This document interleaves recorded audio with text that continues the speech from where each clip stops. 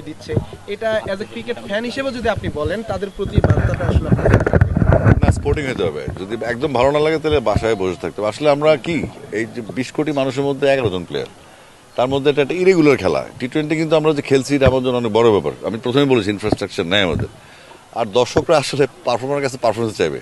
Ticket কেটে আসে, অনেক দূর থেকে আসে, ছুটি নিয়ে আসে, কষ্ট করে আসে, আবার মন ভেঙে চলে যায়। প্রত্যেকদিন মন ভাঙলে দুই একটা গালি হবে, কিন্তু এই জিনিসটা সাস্টেনেবল হওয়া উচিত না।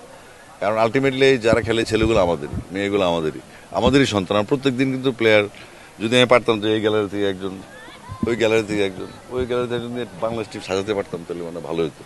তো পারফর্মারদেরকে শান্তি দিতে হবে, এবং শান্তিটা আবার পারফর্মারদেরকেও অশান্তি তৈরি করা যাবে না। পারফর্মার খেলতে হবে, প্রমাণ দিতে হবে সে প্লেয়ার।